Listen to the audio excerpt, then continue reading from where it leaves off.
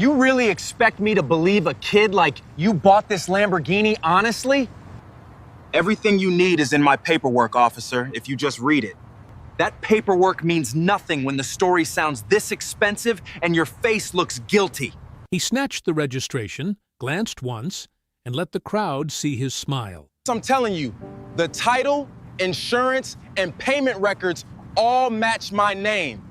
The officer shoved him against the hood as phones rose around the pumps. Turn around slowly before I add resisting to whatever mess you already made. He stayed silent, hands visible, eyes steady. The officer had no idea he was handcuffing the youngest self-made millionaire in the state. Before continuing, comment where in the world you are watching from, and make sure to subscribe because tomorrow's story is one you can't miss. The bright green Lamborghini purred to a stop at pump number 4. Cairo Vance turned off the engine and stepped out into the warm afternoon sun. He wore a simple denim jacket over a black shirt and dark jeans. Nothing fancy, nothing flashy except the car itself. The gas station buzzed with normal afternoon traffic. Families filled their tanks. Construction workers grabbed cold drinks. Kids pressed their faces against car windows while parents pumped gas. Then the whispers started. "Look at that car. Is that real? No way that kid owns that." Cairo pulled out his credit card and slid it into the pump. He had done this 1,000 times, but today felt different. Today, eyes followed his every move. A teenage girl pointed her phone at him. The camera lens caught the sunlight as she filmed. Her friend giggled and whispered something Cairo could not hear. An older man in work boots shook his head and muttered to his wife. "Probably Daddy's money," someone said behind him. Cairo kept his face calm. He had learned long ago that showing anger only made things worse. He squeezed the gas handle and watched the numbers climb on the pump display. More phones appeared. More stares. The crowd grew thicker around him. A woman in a business suit walked closer. "Excuse me, but is that your car?" "Yes, ma'am," Cairo replied politely. She smiled, but it did not reach her eyes. "It's just so expensive. You look so young." Before Cairo could answer, a police cruiser pulled into the lot. The black and white car moved slowly past the pumps. Blue and red lights sat dark on the roof, but Cairo felt their weight anyway. The patrol car stopped near the air pump. 2 officers got out. Officer Wade Merrick walked with heavy steps, his chest pushed out like he owned the whole gas station. His partner, Sergeant Nolan Briggs, moved quieter, but watched everything with sharp eyes. Merrick headed straight for Cairo.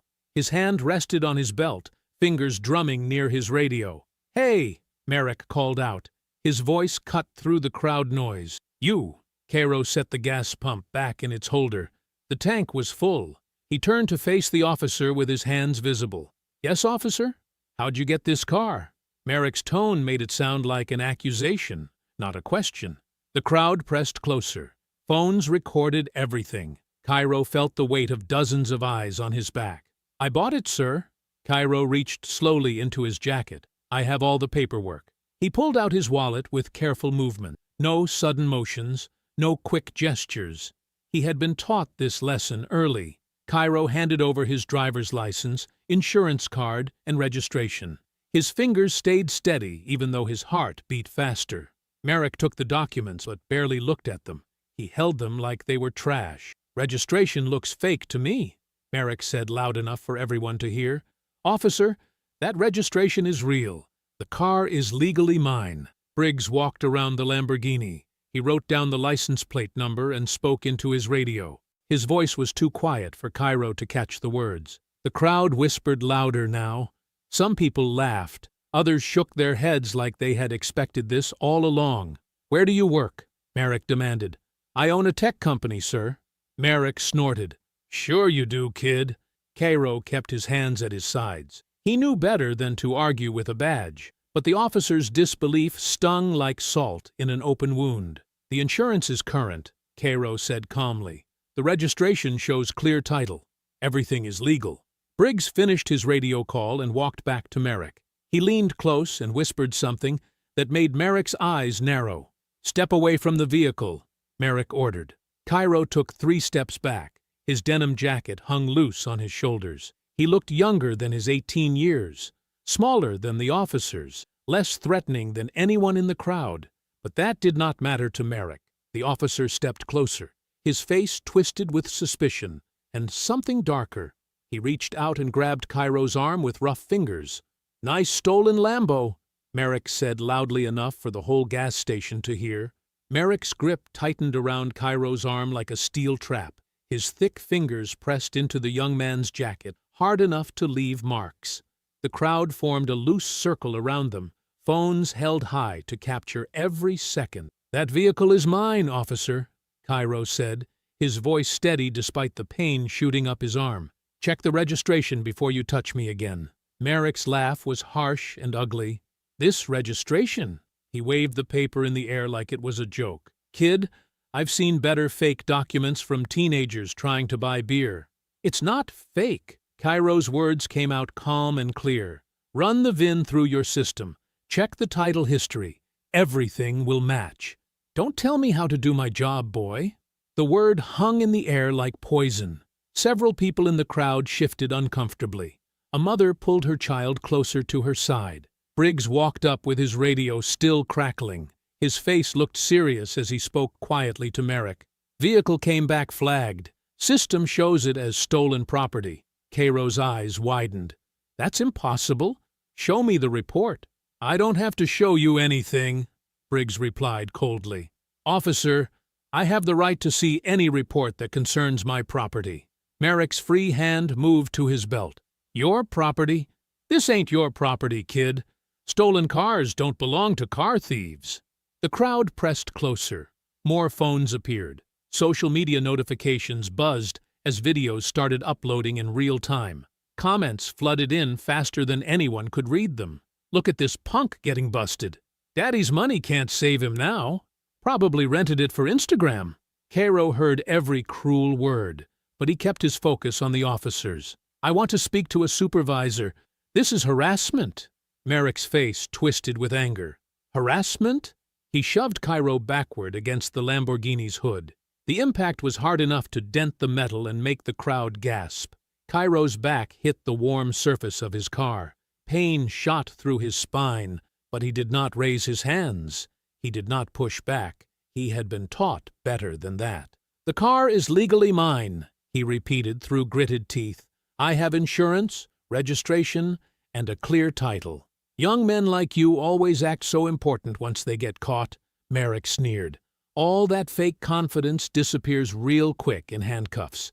Near the station office, Walter Ames stood quietly by the ice machine. The elderly man held his phone low and steady, recording everything with shaking hands. His weathered face showed worry as he watched the scene unfold. Briggs stepped closer to Merrick and spoke in a voice barely above a whisper. But Walter was close enough to hear the sergeant's words. "Make the stop clean, Wade." Merrick nodded and pulled silver handcuffs from his belt. The metal clinked as he opened them with practiced movements. "Turn around," Merrick ordered. "Officer, please check the paperwork properly first." "I said turn around." Cairo slowly faced his Lamborghini. The bright green paint reflected his face back at him. For a moment, he looked like any other young man who had worked hard for something beautiful. Then Merrick grabbed his wrists. The handcuffs clicked shut with a sound that seemed to echo across the entire gas station. They were too tight. The metal bit into Cairo's skin and cut off circulation to his fingers. The crowd erupted in noise. Some people cheered. Others looked uncomfortable. A few turned away entirely. "This is wrong," an older woman called out from near Pump 3. "Mind your business, lady," Merrick snapped back. Cairo stood beside his car with his hands locked behind his back. The Lamborghini that had taken him 3 years to earn now felt like evidence of some crime he had not committed. Briggs walked back to the patrol car and returned with yellow police tape. He began wrapping it around the Lamborghini's mirrors and door handles. "Vehicle is being impounded pending investigation," Briggs announced to no one in particular. Walter Ames kept his phone steady and his mouth shut, but his old eyes missed nothing as the scene played out in front of him. The tape fluttered in the afternoon breeze like crime scene ribbons around Cairo's dream. Cairo sat on the metal bench in the holding room. The air conditioning blasted cold air through rusty vents above his head. His wrists throbbed where the handcuffs had cut into his skin. Red marks circled both hands like bracelets of shame. Through the thick glass window, he could see Officer Merrick at a computer terminal. The man typed slowly with 2 fingers, pausing every few seconds to think. His face showed concentration as he crafted whatever lies would justify the arrest. Cairo's denim jacket hung on a hook by the door. His wallet, keys, and phone sat in a clear plastic bag on a nearby desk. Everything that proved who he was had been taken away and sealed up like evidence. The heavy door buzzed and clicked open. A woman in a sharp gray suit walked in with purpose. She carried a leather briefcase in one hand and a thick folder in the other. "Cairo Vance?" She extended her hand with confidence. "I'm Elena Cross. Your emergency contact brought me here." Cairo shook her hand carefully. "My grandmother called you?" "She did, and she was right to worry." Elena opened her briefcase on the small table. "I brought everything we need to end this nonsense immediately." She pulled out documents one by one and spread them across the surface. Registration papers, insurance cards, bank records, corporate filings. Each page was organized with colored tabs and official seals. "Vehicle registration shows clear title in your name," Elena said. "Insurance policy shows full coverage with you as the primary driver. And this corporate verification proves you are the founder and majority owner of Vancelock Technologies." Cairo watched through the glass as Merrick looked up from his computer. The officer squinted at Elena and made a phone call. "Vancelock?" Cairo asked quietly. "How did you know about my company?" "Your grandmother is very proud," Elena replied with a small smile. "She told me her 18-year-old grandson built a tech business worth millions. Vehicle authentication software, correct?" "That's right. We help prevent car theft and title fraud." Elena's eyes hardened. "Then someone has a twisted sense of humor." The door opened again. Sergeant Briggs walked in with Merrick close behind. Both men looked serious, but not apologetic. "Ma'am, I'm Sergeant Briggs. We need to verify these documents before—" "Verify them?" Elena's voice cut through the air like a blade. "Officer, this young man owns that Lamborghini outright. He paid cash. The paperwork is perfect." Merrick crossed his arms and leaned against the wall. "Lady, kids his age don't own cars like that without some kind of criminal activity." "Kids his age?" Elena pulled out another document. "This kid is scheduled to meet with state pension fund investors this evening. They want to purchase his fraud prevention software for government vehicle fleets." Merrick's confident expression faltered. "State investors? $5 million contract," Elena continued. "The meeting was supposed to start 2 hours ago."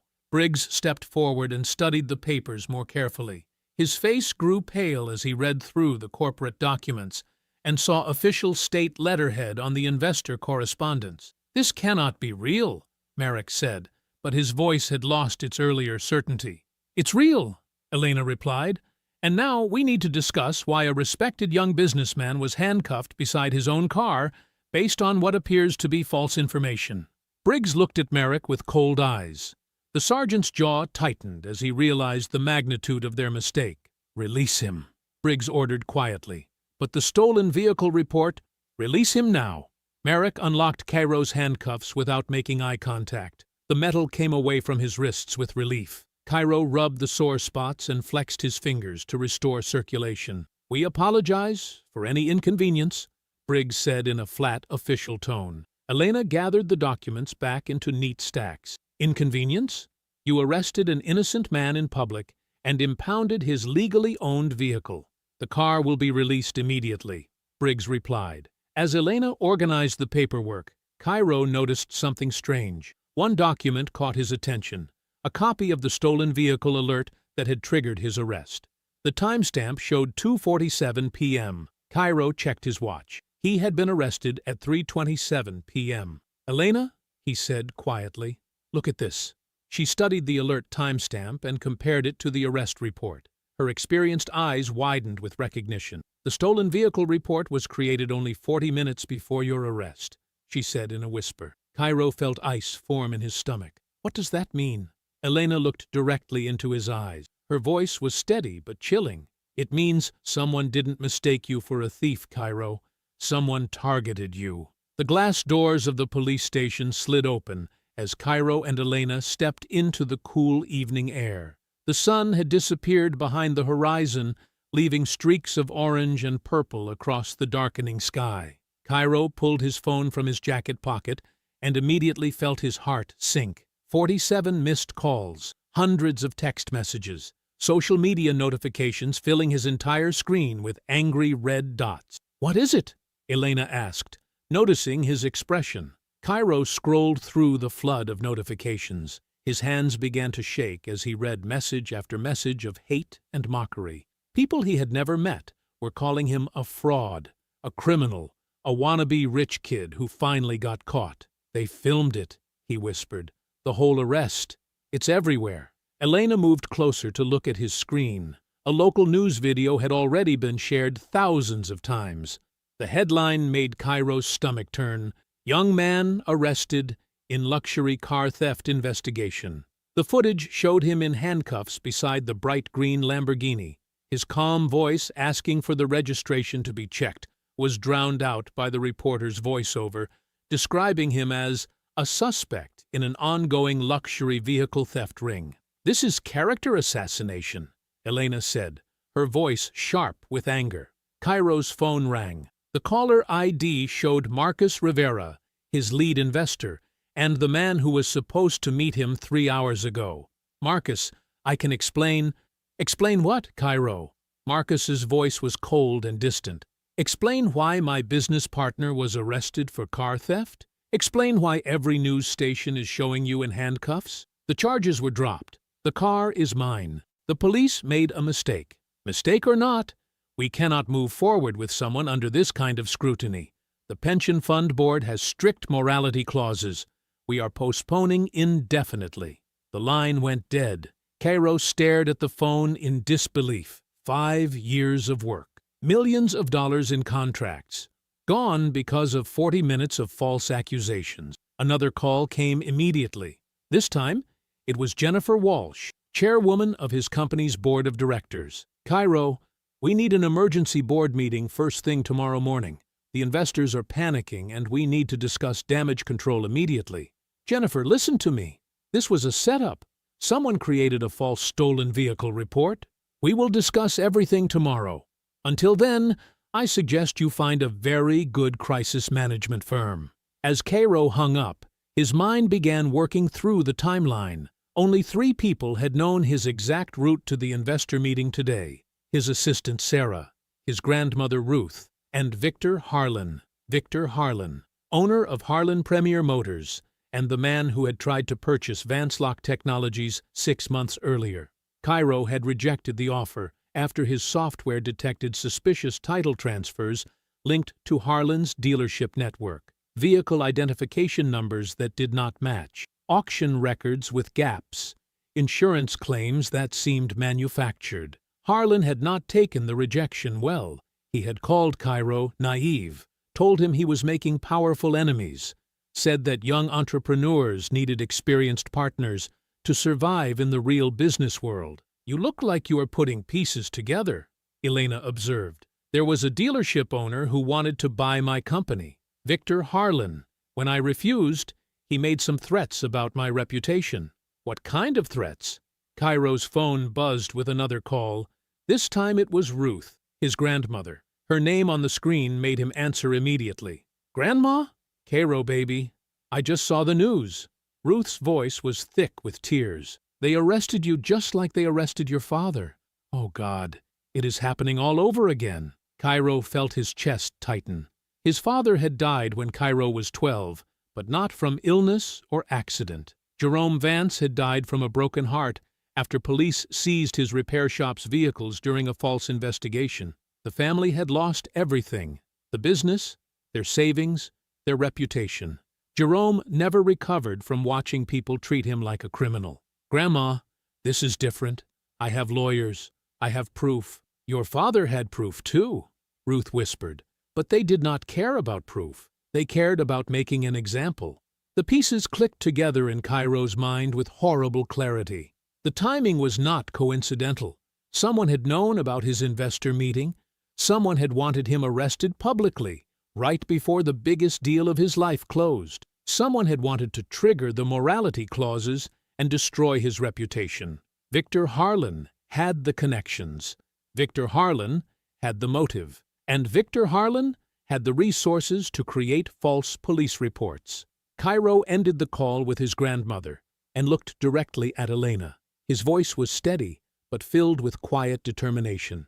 "I know who did this," he said, "and I am going to prove it." Elena nodded.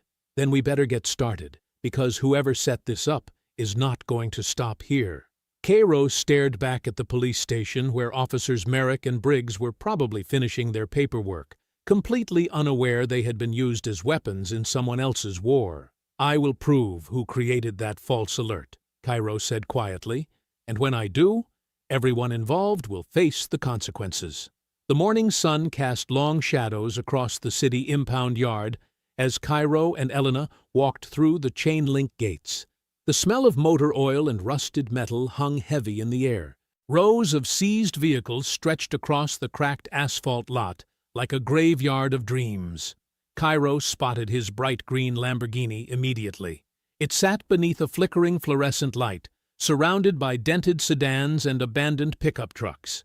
Even here, among the forgotten cars, it looked impossibly out of place. "There it is," Elena said, adjusting her briefcase strap. "Let's get the digital logs and get out of here." But as they approached the impound office, two familiar figures stepped out of a patrol car. Officer Wade Merrick and Sergeant Nolan Briggs walked toward them with the confident swagger of men who owned the ground they walked on. "Well, look who came crawling back," Merrick said, his voice dripping with satisfaction. "The famous car thief himself." Cairo kept his expression neutral. "Officer Merrick, Sergeant Briggs, I'm here to retrieve my legally owned vehicle." Briggs held up a thick manila folder. "I'm afraid that won't be possible. This vehicle remains evidence in an ongoing investigation." Elena stepped forward. "What investigation? The charges were dropped yesterday." "New charges," Briggs said smoothly. "After reviewing Officer Merrick's report more carefully, we've identified several concerning behaviors that warrant further examination." He opened the folder and began reading in an official monotone. Subject appeared agitated and combative during lawful detention. Subject refused to provide clear explanation for vehicle ownership. Subject displayed suspicious knowledge of police procedure, inconsistent with innocent civilian behavior. Cairo felt his jaw tighten. Every word was a lie. But instead of arguing, he pulled out his phone and began taking pictures. The folder, the badge numbers, the time stamp on his screen, the license plates of both patrol cars. "What are you doing?" Merrick demanded. "Documenting," Cairo said calmly, taking pictures of public officials performing their duties in a public space. Perfectly legal. Briggs closed the folder quickly, but not before Cairo captured an image of his signature at the bottom of the false report. "You need to stop that right now." "Actually, he doesn't," Elena said. "First Amendment protections are quite clear on this matter." An older man in coveralls emerged from the impound office. His name tag read Frank Martinez, clerk. He looked nervous, glancing between the officers and Cairo like he wanted to disappear. "Frank, process the evidence, hold paperwork," Briggs ordered. Frank hesitated. "Actually, there's something you should know about cars held here too long. Sometimes the system gets confused. Vehicles get transferred to auction before owners can retrieve them.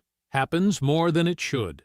The warning was subtle but clear. Frank was trying to help without openly defying the officers. Cairo photographed the impound yard's posted rules and regulations. Then he noticed something that made his blood run cold. On the towing receipt taped to his windshield was a company name, Metro Recovery Services. He had seen that name before. In his grandmother's box of old documents, the same company that had towed vehicles from his father's repair shop 15 years ago. "Elena," he said quietly, pointing to the receipt, "look at the towing company." She read the name and her expression hardened. "Metro Recovery Services. I've heard of them.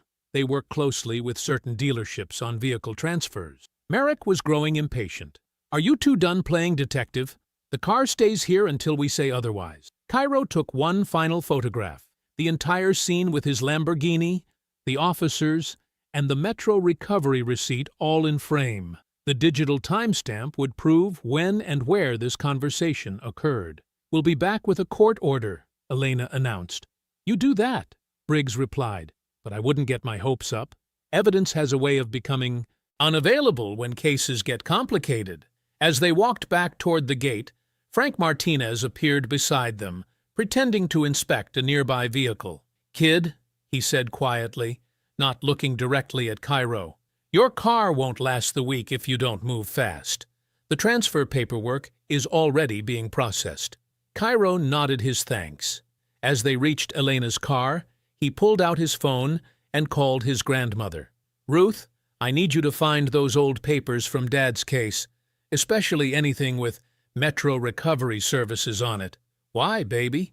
What's happening?" "The same people who took Dad's shop are trying to take my car. But this time, I'm going to stop them." The front door of Ruth Vance's small home opened before Cairo could knock. His grandmother stood there in her faded blue house dress, her silver hair pulled back in a neat bun. The worry lines around her eyes had deepened since yesterday. "Come in, baby," she said softly, pulling him into a warm embrace. "I've got everything ready."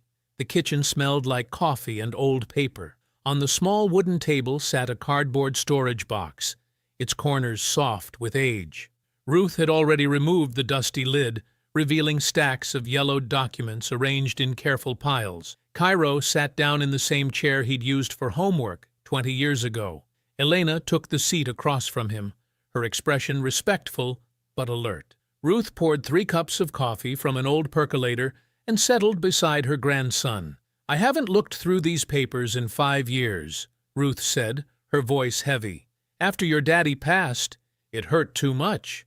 But last night, I stayed up reading every single page." She reached into the box and pulled out a thick manila envelope.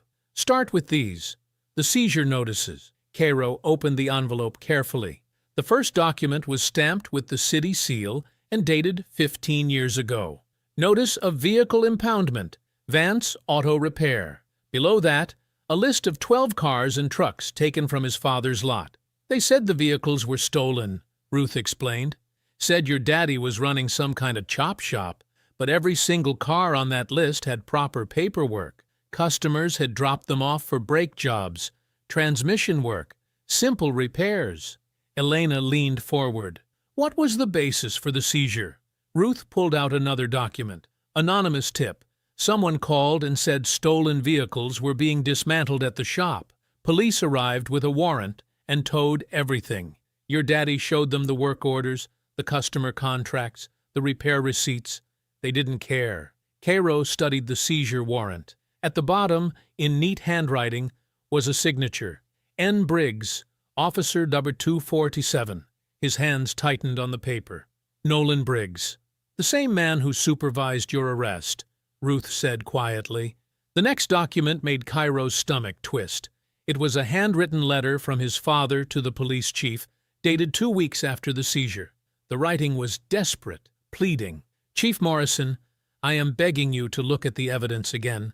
These were legitimate customer vehicles. I have 30 years of clean business records.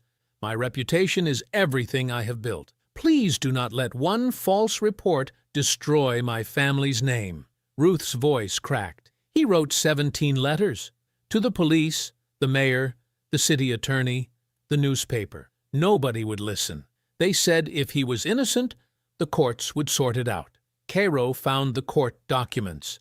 His father had tried to fight the seizure legally, but the legal bills mounted faster than he could pay them. The attorney had withdrawn from the case after 6 months of unpaid invoices.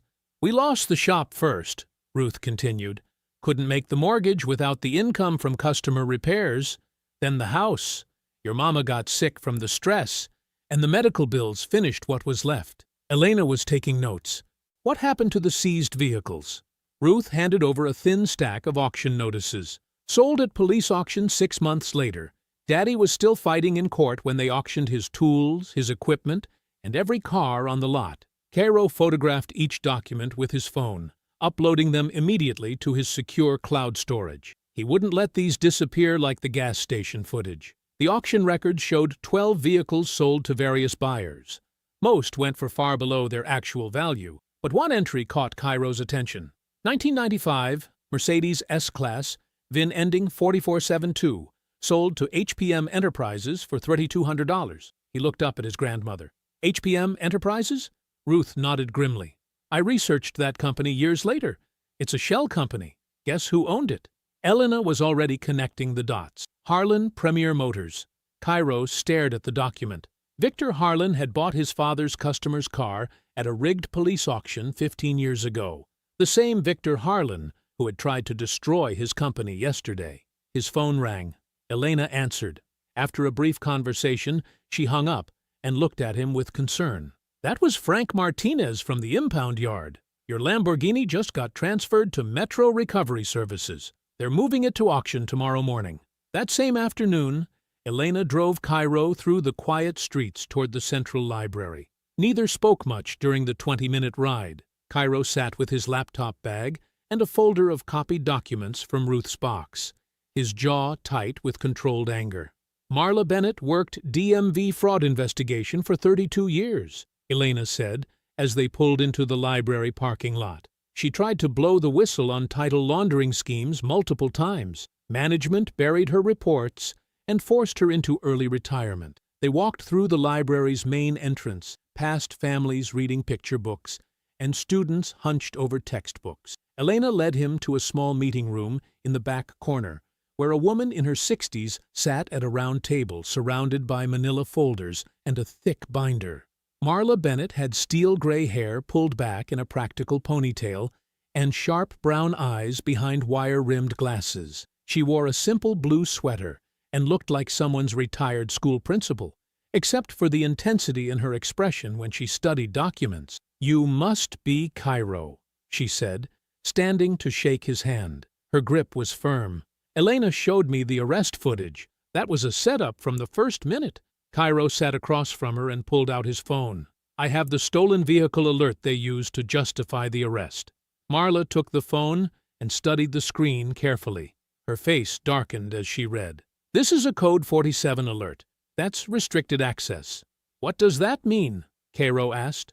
"Regular patrol officers can run VIN checks and see if a car is reported stolen," Marla explained, "but they cannot create new theft alerts in the system. Code 47 requires either detective-level access or licensed dealership partnership credentials." Elena leaned forward. "So either a detective flagged the car or someone at a dealership did it." "Exactly. And look at this timestamp." Marla pointed to the screen. "This alert was generated at 11:23 a.m. What time did the officers approach you?" Cairo checked his phone records. "I called my insurance company at 11:51, so the arrest happened maybe 10 minutes before that." Marla's expression grew grimmer. "Someone created a false stolen vehicle report 18 minutes before you were arrested. This was not a mistake or a computer glitch. This was deliberate." She opened her thick binder and showed them pages of vehicle records, auction listings, and dealership transfers. "This is how the racket works. High-value cars get flagged as stolen through fake reports. Police seize them during traffic stops or searches. The cars sit in impound for months while paperwork gets shuffled around. Meanwhile, someone files quiet title change requests using shell companies." Cairo studied the complex web of transfers Marla had mapped out. "Then what happens?" "Police auction," Marla said. "But the auctions are rigged. The same shell companies bid low amounts and win the cars. Then they transfer ownership to connected dealerships, who resell them at full market value to unsuspecting buyers." Elena was taking notes rapidly. "The stolen vehicle reports disappear from the system? They get marked as resolved through recovery or owner restitution," Marla confirmed.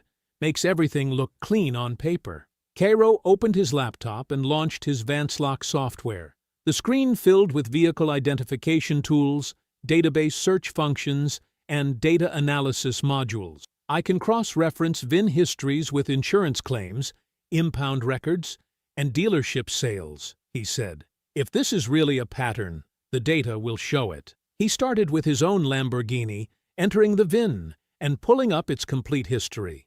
The car showed clean ownership until yesterday, when the false stolen report appeared.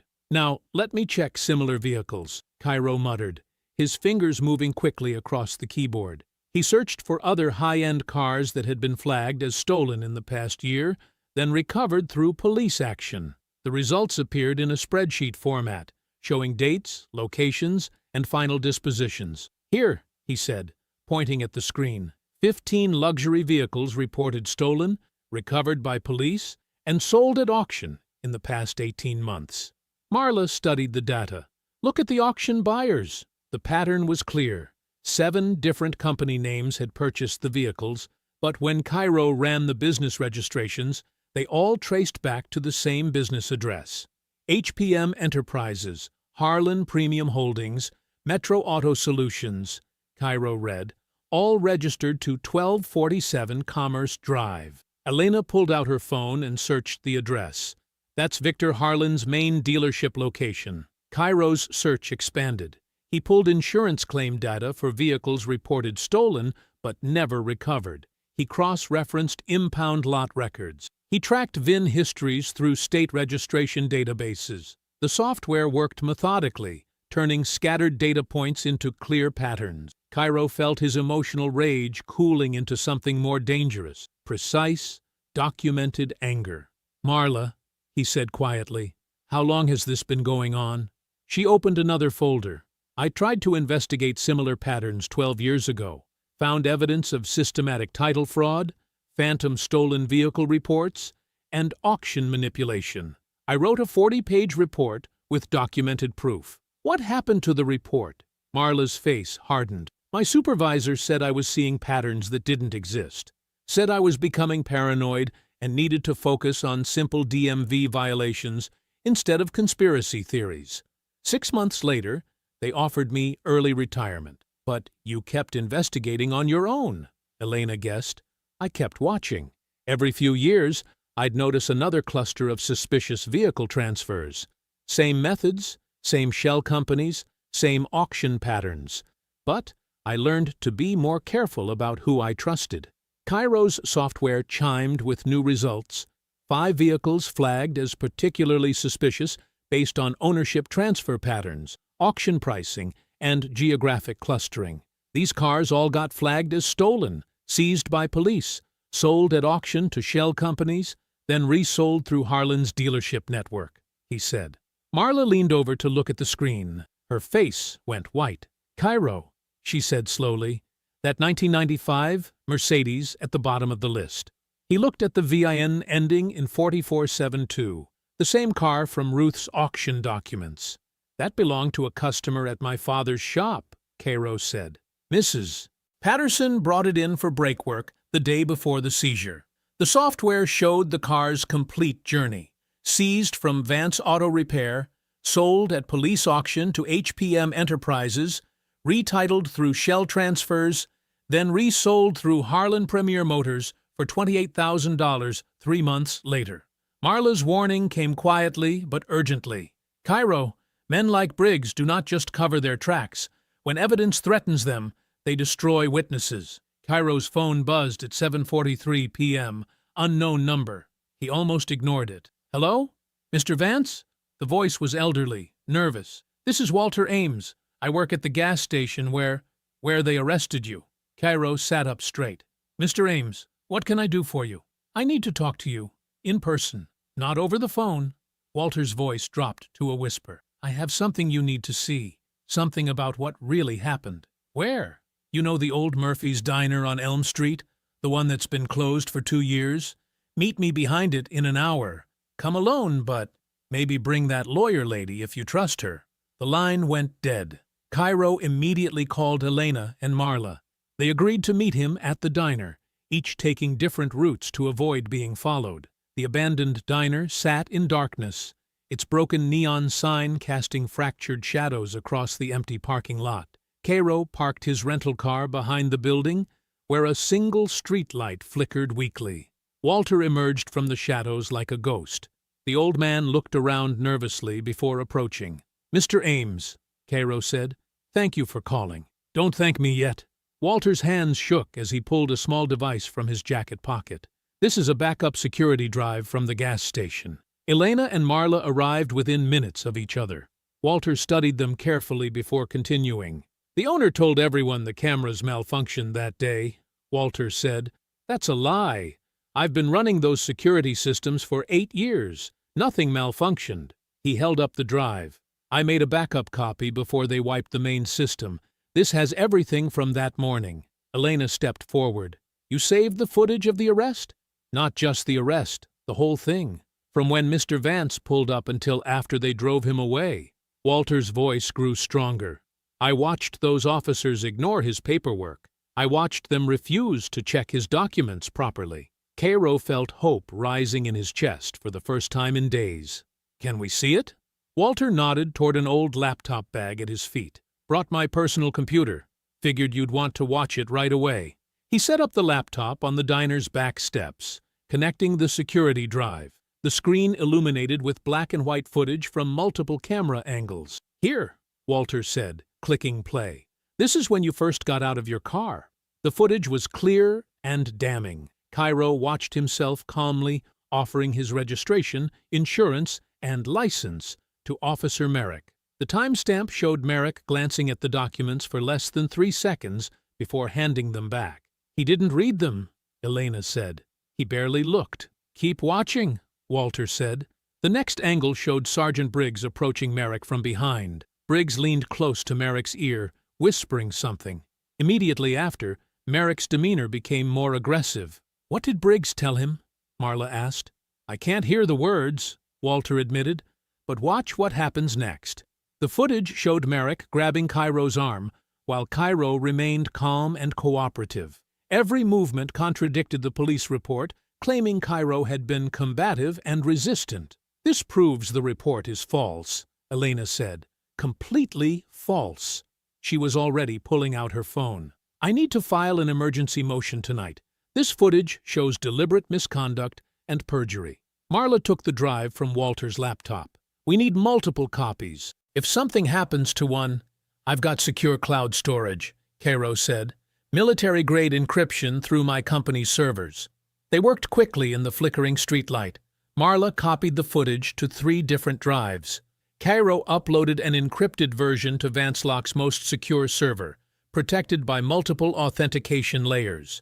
Elena drafted the emergency filing on her phone, attaching still frames from the video that clearly showed Cairo offering documents and Merrick refusing to examine them properly. This changes everything, she said. We can prove the officers lied in their reports. We can show Cairo was cooperative and that they had no legitimate basis for arrest.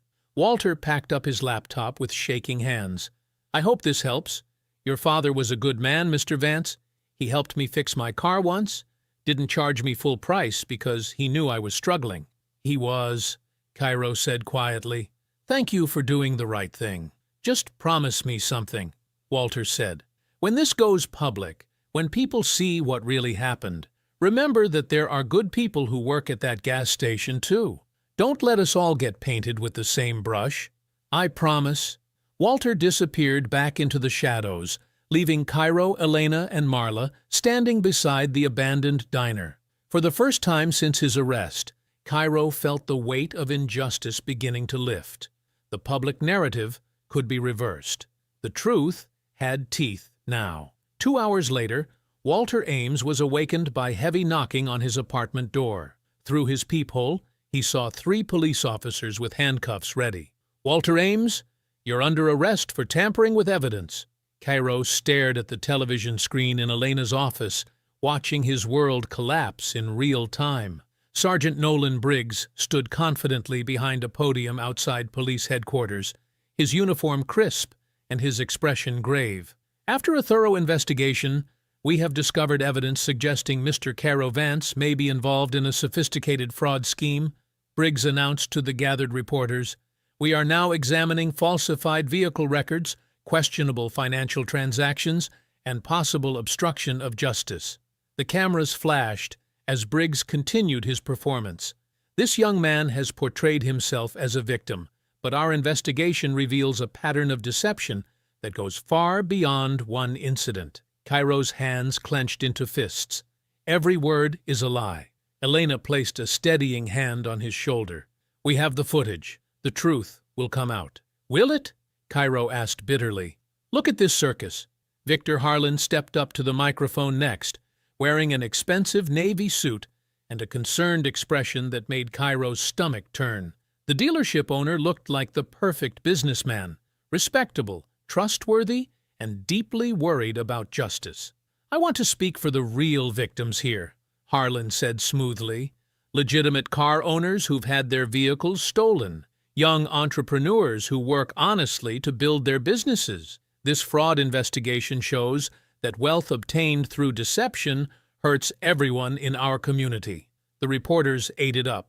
Questions flew about Cairo's alleged criminal network and fraudulent documentation. Not one person asked about the gas station footage or the timing of the stolen vehicle alert. Cairo's phone buzzed with an incoming call. Vance Lock's board chairman. Mr. Vance, I'm calling with difficult news, the chairman said without preamble. The board has voted to suspend you from all company operations pending the outcome of this investigation. This is exactly what they wanted, Cairo said. Don't you see that? We have no choice. Our reputation is at stake. The fraud allegations are too serious to ignore. The call ended. Immediately, another call came through from Cairo's primary investor. Cairo, I'm sorry, but we're withdrawing our funding commitment, the investor said. The morality clause in our contract gives us the right to exit based on criminal allegations. I haven't been charged with anything. The investigation is enough. My partners are spooked. We can't be associated with this kind of controversy. Within minutes, Cairo received automated notifications that his business accounts had been frozen pending a financial review triggered by the fraud investigation. Years of work, millions in legitimate earnings, all locked away because Briggs had learned to weaponize paperwork. Elena was already drafting responses, but Cairo could see the frustration in her movements. They're moving fast, she said. Too fast. This is coordinated. The office phone rang. Elena answered and immediately handed it to Cairo. It's your grandmother. Ruth's voice was shaking. Cairo, you need to come home right now. Someone broke into my house. Are you hurt? No, baby, I'm fine. I was at the grocery store, but they tore the place apart. They went through everything. Cairo and Elena raced across town to Ruth's small house. The front door had been forced open, the wood splintered around the lock. Inside, furniture was overturned, and drawers had been emptied across the floor. Ruth stood in the middle of the chaos, her hands trembling but her back straight. They didn't take my jewelry, didn't touch my purse, even left the cash in my kitchen jar. Cairo surveyed the damage. The television, computer, and other valuables sat untouched. But Ruth's bedroom had been thoroughly searched, with papers scattered everywhere. The box, Ruth said quietly, the one with your father's documents. It's gone. Elena knelt beside an overturned filing cabinet. They were looking for specific papers. This wasn't random. Cairo helped his grandmother to her chair, his mind racing. The original court documents, seizure records, and auction receipts that connected Briggs to his father's case had all been in that box. Evidence that could have proven the pattern of corruption stretching back decades. How did they know? Ruth asked. How did they know what I had? The realization hit Cairo like ice water. Briggs and Harlan weren't just trying to destroy his reputation. They were eliminating evidence of their past crimes, and they were willing to terrorize an elderly woman to do it. He stood in his grandmother's damaged living room, surrounded by the wreckage of a deliberate attack, and understood with crystal clarity that these men were close enough to hurt his family. The system wasn't just fighting back. It was coming for everyone he loved. The Vance Lock testing garage sat in darkness when Cairo pulled up at midnight. He had deliberately avoided his main office building, knowing Briggs probably had someone watching it. But this private lab, tucked behind an industrial complex on the other side of town, remained his sanctuary. Elena and Marla were already waiting inside when he unlocked the reinforced door. The space looked more like a high-tech cave than a garage, with computer workstations surrounding a central lift where various vehicles sat in different stages of testing. This better be worth the risk, Elena said, glancing around nervously. "If they catch us here after the break-in at Ruth's house, it's worth it," Cairo interrupted, walking directly to the bright green Lamborghini parked in the center bay. "Everything we need is right here." Marla followed him to the car, her experienced eyes scanning the pristine exterior. "You said you had proof. What kind of proof?" Cairo knelt beside the driver's door and ran his fingers along the edge of the dashboard. With a soft click, a hidden panel slid open, revealing a compact electronic device no larger than a smartphone. "Authentication module," he said, carefully disconnecting the device. "I've been testing it for months. It's designed to detect VIN cloning, title fraud, and unauthorized database access." Elena leaned closer. "You've been running surveillance on your own car?" "Not surveillance. Documentation." Cairo carried the module to his workstation and connected it to his computer. "After I started investigating Harlan Premier Motors, I noticed suspicious scan attempts on high-end vehicles. Someone was copying VIN numbers and creating false alerts to trigger seizures." The computer screen filled with encrypted data logs as Cairo's fingers flew across the keyboard. Marla pulled up a chair beside him, her fraud investigator instincts taking over. "Show me the timeline," she said. "Start with the day they arrested you." Cairo filtered the data to display activity from the morning of his arrest. 3 distinct entries appeared on screen, each time-stamped and logged with system identification codes. "Here," Cairo pointed to the first entry. 8:47 a.m. A dealership terminal accessed my VIN number and triggered a stolen vehicle alert. Look at the terminal ID. Elena read the code aloud. HPM 3301. "What does that mean?" "Harlan Premier Motors, Terminal 3, Marla said grimly.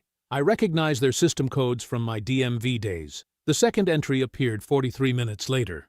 9:30 a.m. A police patrol system accessed the same alert and modified the status from unverified report to confirmed stolen. Cairo highlighted the patrol unit identifier.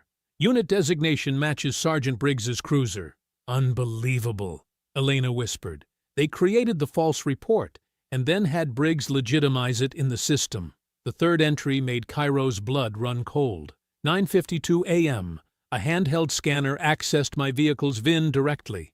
8 minutes before Officer Merrick approached me at the gas station. Marla studied the data with professional intensity. "This proves premeditation. They didn't stumble across a suspicious vehicle. They targeted you specifically." "But why?" Elena asked. "What made them single you out?" Cairo pulled up additional logs from previous weeks. The screen displayed dozens of scan attempts on luxury vehicles, all traced back to the same pattern. Harlan's dealership would identify high-value targets, Briggs would create false alerts, and patrol officers would make seizures that looked completely legitimate. "My car wasn't the first," Cairo said quietly. "Look at this." The data revealed a systematic operation spanning months. Mercedes, BMW, Porsche, Tesla, all scanned, flagged, seized, and transferred through shell companies to Harlan's auction network. "This is huge," Marla breathed. "This isn't just your case. This is racketeering." Elena was already reaching for her phone. "We need to get this to the feds immediately. If Briggs figures out what you have, he can't erase it," Cairo said, his fingers working rapidly to encrypt and duplicate the files. "The module stores everything on a tamper-proof blockchain. Even if they destroy the device, the data exists in multiple secure locations." He finished the encryption process and created 3 identical data packets. One went to Elena's secure email account. The second went directly to the FBI's Civil Rights Division. The third was uploaded to a private server that would automatically release the information to major news outlets if anything happened to Cairo. "Insurance policy," he explained as the uploads completed. "Now, they can't silence this." Marla shook her head in amazement. "You turned your car into a witness." "More than that," Cairo said, ejecting the module from his computer. "I turned it into a trap, and they walked right into it." The courthouse hearing room buzzed with tension as Cairo entered through the heavy wooden doors. Every seat was filled. Local reporters crowded the back rows, their cameras ready. Community members who had seen the arrest footage filled the middle section, their faces mixing curiosity with skepticism. Ruth walked beside Cairo, her silver hair perfectly styled, wearing her best navy dress. She carried herself with quiet dignity that commanded respect from everyone who saw her. Marla followed close behind, a thick folder of documents clutched against her chest. Walter's daughter, a young woman named Sarah, sat in the front row, her eyes red from crying over her father's arrest.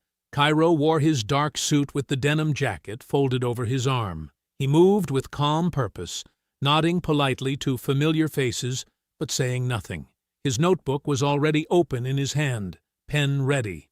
At the defendant's table, confidence radiated from the three men who thought they had already won. Sergeant Briggs sat straight-backed in his dress uniform, every medal and ribbon perfectly aligned. Officer Merrick lounged in his chair, occasionally glancing at the crowd with a smirk. Victor Harlan looked every inch the successful businessman in his expensive gray suit, checking his gold watch, as if this hearing was just another minor interruption. "All rise," the bailiff called, the Honorable Judge Patricia Williams presiding. Judge Williams, a stern black woman in her 50s, took her seat and surveyed the packed courtroom. Her reputation for fairness was matched only by her intolerance for games or deception. "Be seated," she said. "This is an emergency hearing regarding the petition filed by Mr. Cairo Vance for release of impounded property and investigation into alleged civil rights violations. Counselor Cross, you may proceed." Elena stood gracefully, her burgundy blazer sharp against the courtroom's wood paneling. "Thank you, Your Honor. Today we will demonstrate that Mr. Vance was the victim of a coordinated fraud scheme designed to destroy his reputation and steal his property." Briggs's lawyer, a heavy-set man named Davidson, interrupted. "Objection, Your Honor. Counsel is making inflammatory accusations without foundation." "I'll allow it as an opening statement," Judge Williams ruled, "but Ms. Cross, you'll need to support those claims with evidence." Elena nodded. "I will, Your Honor. First, I'd like to establish the facts as claimed by the arresting officers. Sergeant Briggs, please state your oath." Briggs stood and was sworn in. His voice carried authority as he took the witness stand. "On the morning of the incident, we received a confirmed stolen vehicle alert for a green Lamborghini. The alert existed in our system before any officer made contact with the suspect, and Officer Merrick's report states that Mr. Vance refused to provide valid documentation." "That's correct," Briggs said firmly. The suspect became combative when asked to verify ownership. He provided what appeared to be falsified documents. Merrick was called next. His swagger was even more pronounced on the witness stand. "The kid thought he could talk his way out of it," he said with contempt. "Kept claiming the car was his when we had a clear stolen alert. He wouldn't follow lawful commands." "Did you examine the registration documents he offered?" Elena asked. "I could tell they were fake just by looking," Merrick replied. "You can spot fraudulent paperwork when you've been doing this as long as I have." Harlan took the stand last, his silver hair gleaming under the courtroom lights. "I've never had any business dealings with Mr. Vance," he said smoothly. "My dealership operates with complete integrity. I had no knowledge of his travel route or vehicle information." Each man repeated his story with absolute confidence, their voices never wavering. They believed the missing gas station footage and Ruth's stolen documents had eliminated any threat to their version of events. Cairo wrote furiously in his notebook, recording every exact word, every precise claim. His pen moved steadily across the page as they built their own trap. "Your Honor," Elena said when the testimony concluded, "I now request permission to present evidence of systematic fraud and conspiracy." Judge Williams leaned forward. "Present your foundation, Counselor. I call Marla Bennett to the stand." Marla rose from her seat, her gray pantsuit practical and professional. She carried her folder to the witness stand and was sworn in with steady determination. "Ms. Bennett," Elena began, "please state your qualifications." 28 years as a DMV fraud investigator.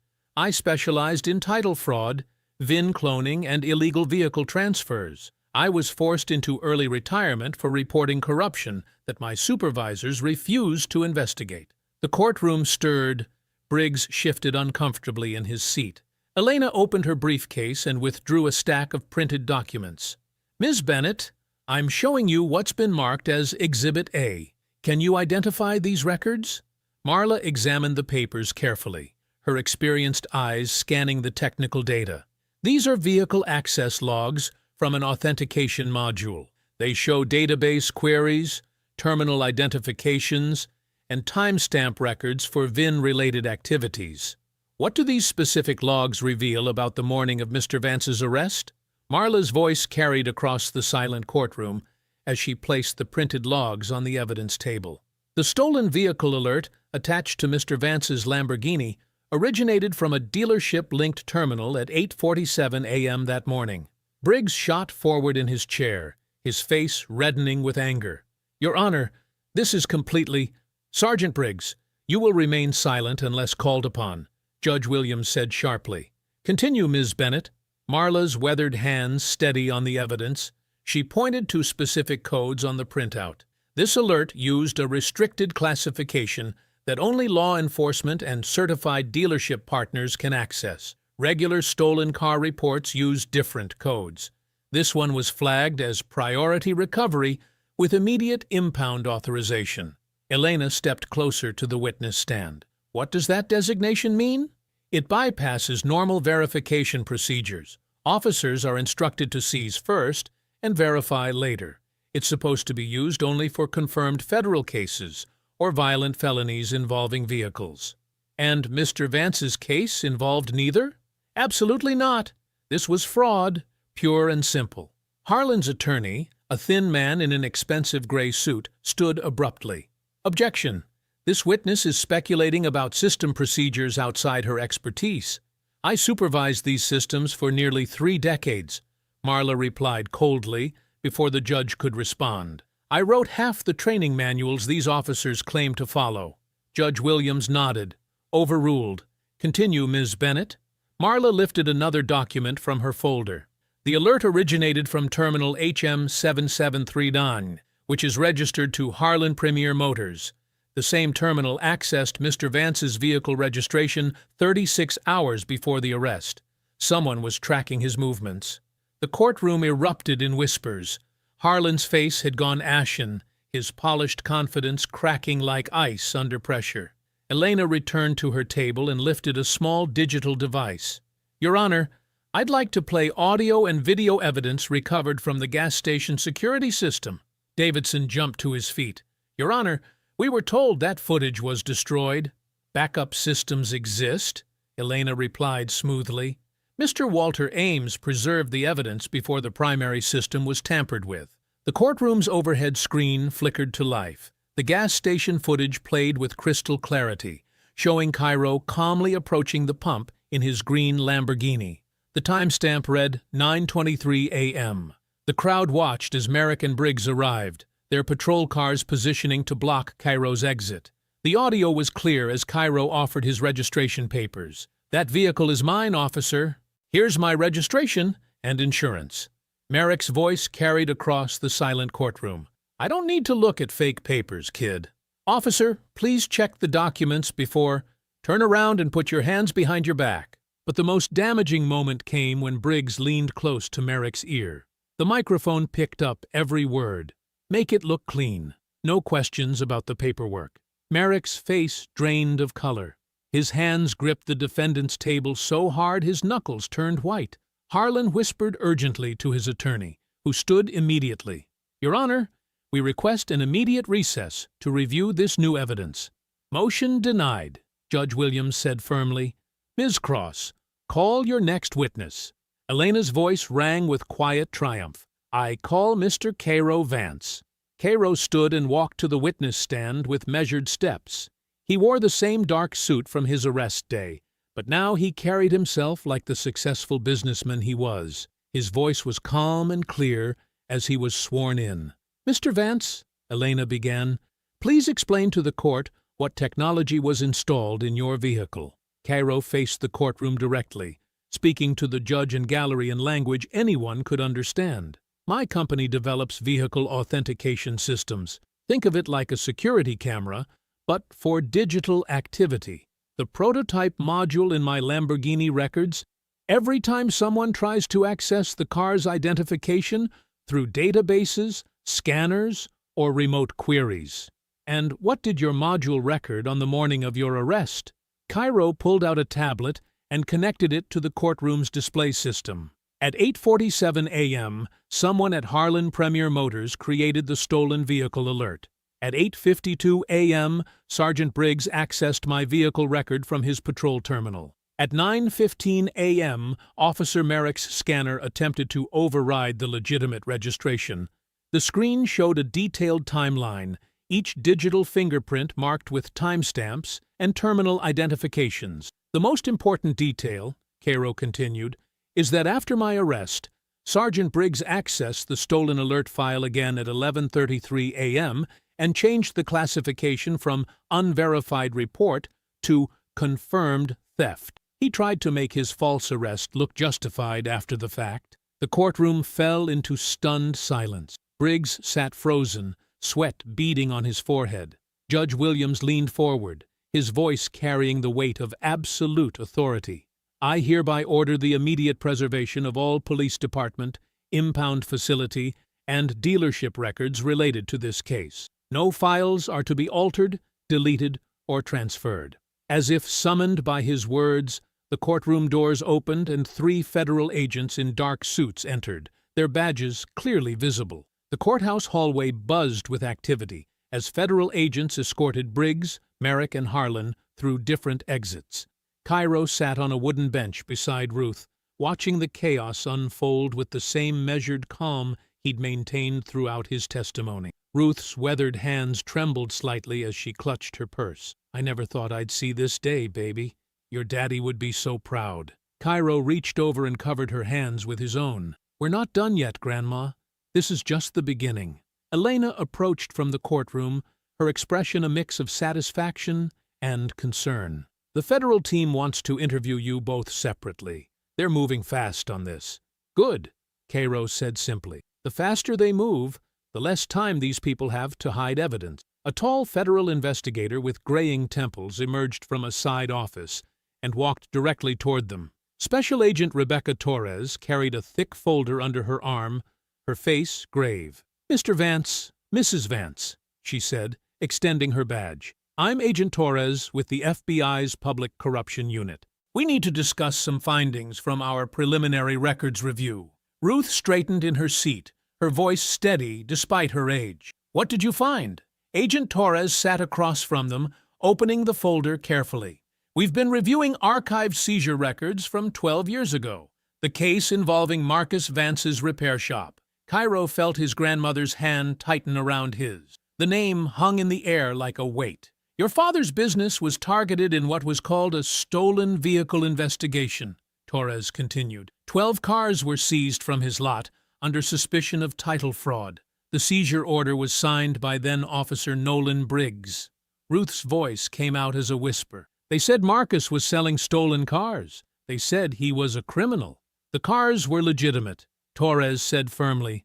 Every single vehicle had clean titles and proper documentation, but the seizure stood because your father couldn't afford the legal fees to challenge it.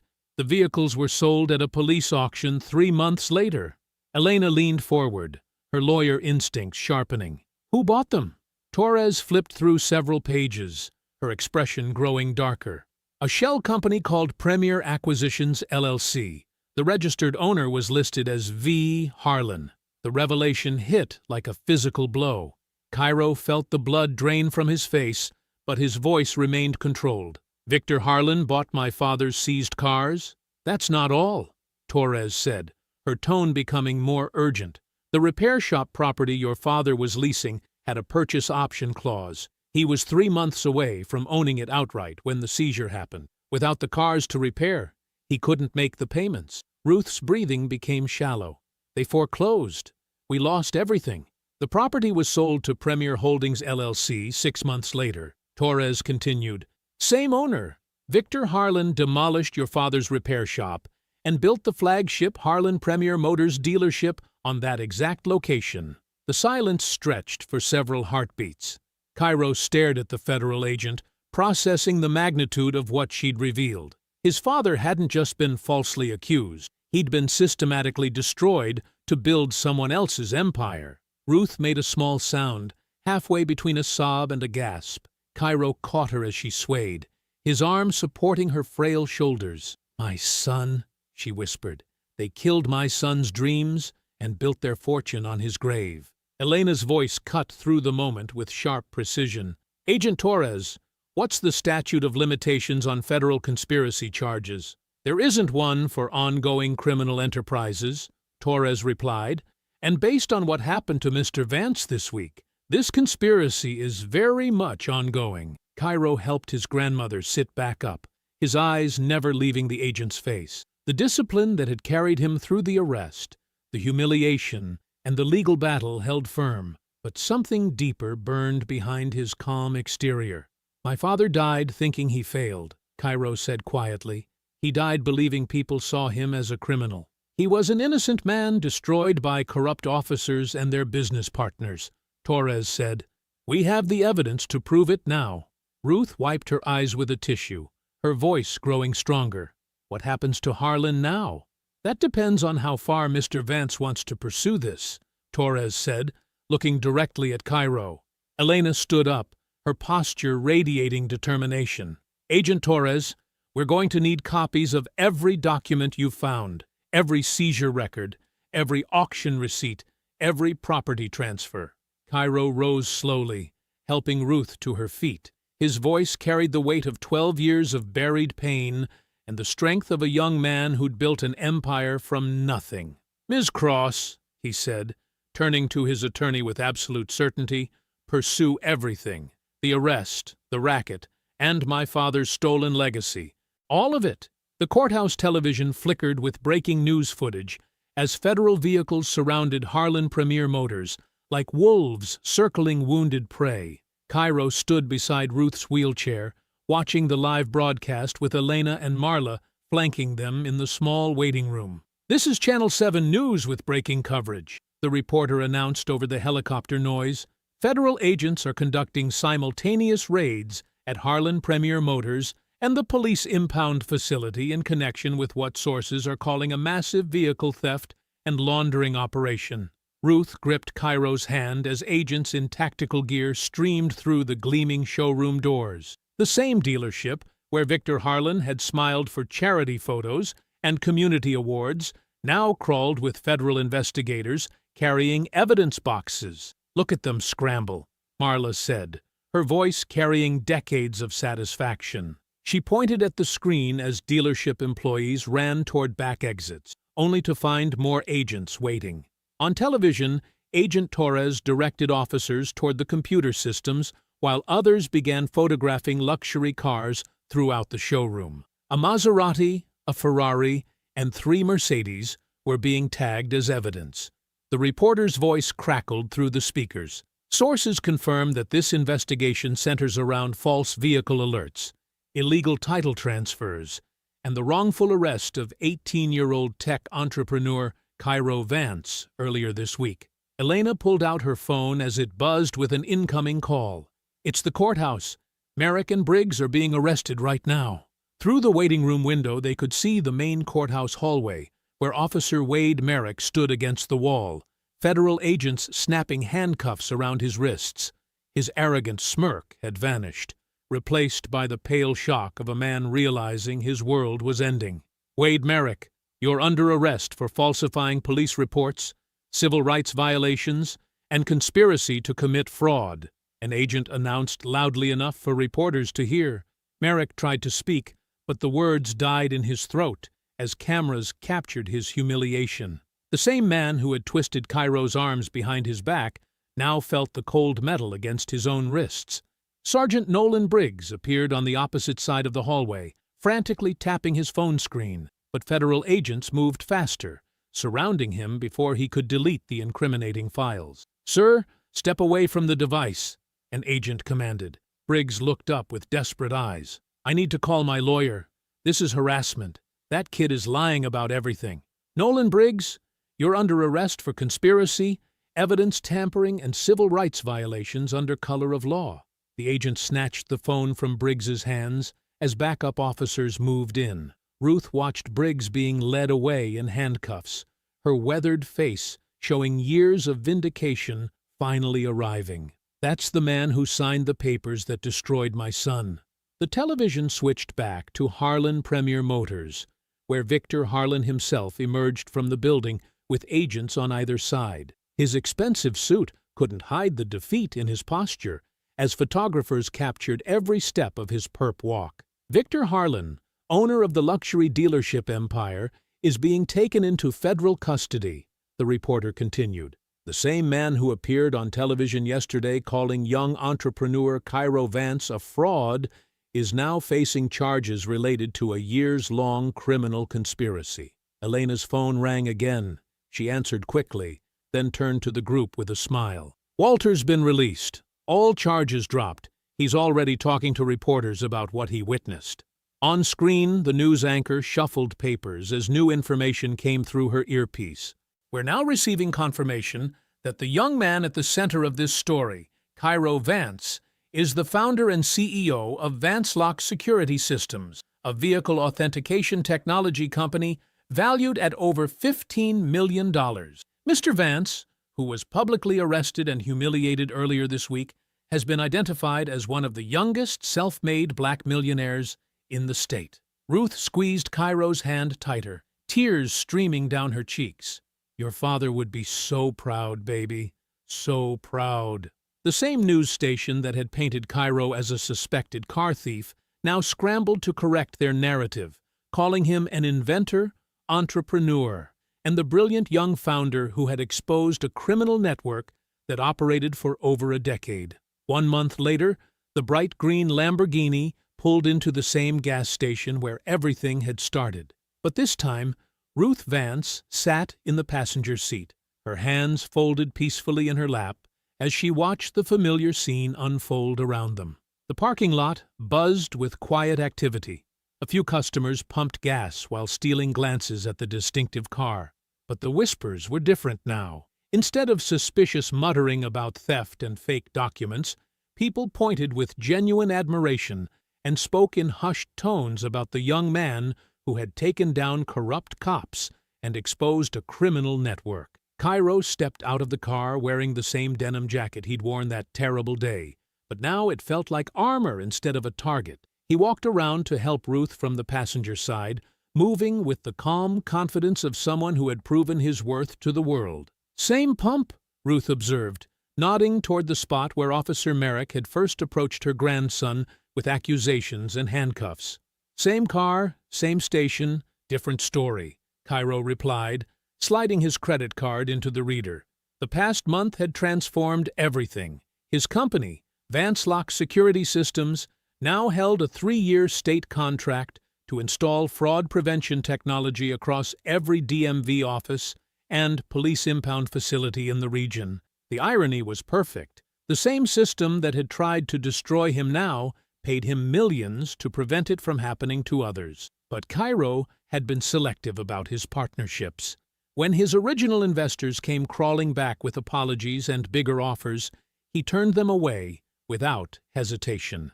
Instead, he rebuilt his board of directors with people who had stood by him. Elena Cross as legal counsel, Marla Bennett as fraud prevention advisor, and 3 community advocates who understood what it meant to fight an unfair system. The court settlement had been substantial. Beyond clearing his name, the judge awarded compensation tied to the fraudulent seizure of his father's property decades earlier. That money, combined with his own resources, had funded something his father would have loved, the Vance Justice Garage. The new facility occupied the exact spot where Marcus Vance's original repair shop had stood before corrupt officers stole it through false seizures. But instead of just fixing cars, the Vance Justice Garage served as a training center where young people learned automotive repair, computer programming, and legal advocacy for drivers facing wrongful accusations. Every morning, teenagers arrived to learn how to code anti-fraud software and understand their rights during police encounters. Every afternoon, falsely accused drivers received free legal consultations from Elena's expanding team of civil rights attorneys. The garage had become a symbol of justice, rebuilt from the ashes of injustice. As Cairo filled his tank, Walter Ames emerged from the gas station convenience store. The elderly employee who had risked everything to preserve the arrest footage now worked as a security consultant, helping other businesses protect evidence from tampering. "Mr. Vance?" Walter called out with genuine warmth. "Good to see you back here under better circumstances." "Much better," Cairo agreed, shaking Walter's hand firmly. "How's the new job treating you?" "Can't complain. Installing cameras that actually work this time." Walter glanced at the Lamborghini with appreciation. "That car's become famous around here. People drive by just to see where it all happened." A small crowd had indeed gathered at the edge of the parking lot, but instead of the hostile stares and mocking laughter from before, faces showed respect and curiosity. Parents pointed out the car to their children while explaining how the young man driving it had stood up to bullies with badges and won. Ruth rolled down her window to feel the warm afternoon air. "Your father always said this corner would see justice someday. He just didn't know it would come through his son." Near the air pump, a young boy broke away from his mother's side and approached the Lamborghini with wide eyes. He couldn't have been more than 8 years old, wearing a faded superhero t-shirt and clutching a small toy car in his hands. The boy stared at the bright green paint, the sleek lines, and the impressive wheels before looking up at Cairo with pure wonder. "Mister," the boy said quietly, "is this car really yours?" Cairo smiled and knelt down to the child's eye level, his voice gentle but confident. "It is, and one day, something even better can be yours." If you enjoyed the story, leave a like to support my channel, and subscribe so that you do not miss out on the next one. On the screen, I have picked 2 special stories just for you. Have a wonderful day.